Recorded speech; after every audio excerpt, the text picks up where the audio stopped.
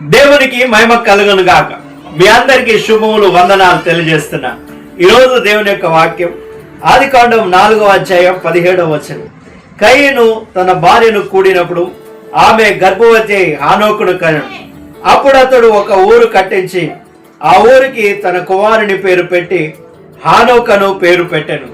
చూడండి, ఈ వాక్యం ద్వారా దేవుడు మనకు నేర్పిస్తున్నటువంటి పాఠం, మనము దేవుని పేరు పెట్టుకోవాలి, మనము దేవునికి మహిమ ఇవ్వాలి, కానీ మన పేరు ఎక్కడ కూడా రాకుండా చూసుకోవాలి. కయీను ఎప్పుడైతే పాపము చేశాడో, దేవుని సన్నిధికి దూరంగా ఉన్నాడో, అప్పుడు తన కుటుంబం కానీ తన యొక్క కుటుంబంలో ఉన్న వారందరూ కూడా దేవునికి దూరం అయిపోయి వారి పేరు కోసం తాపత్రయపడుతూ ఉన్నారు.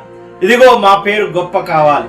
అందుకనే పరిశుద్ధ గ్రంథం చెప్తుంది, ఫిలిప్పీలో రాసిన పత్రిక 2వ అధ్యాయం 9 నుంచి 11 వరకు, అన్ని నామముల కంటే పై నామము యేసు ప్రభుకి ఇచ్చాడు. యేసు ప్రభు నామం ఒక్కటే అన్ని నామాల కంటే పై నామం. అందుకనే ఈ లోకములో మనం పేరు కోసం ప్రాకులాడకూడదు, దేవుని పేరుని హెచ్చించాలి. దేవుడి వాక్యం ద్వారా మనల్ని, మన కుటుంబాలు దీవించి ఆశీర్వదించును గాక. లైక్ చేయండి, సబ్స్క్రైబ్ చేయండి, షేర్ చేయండి.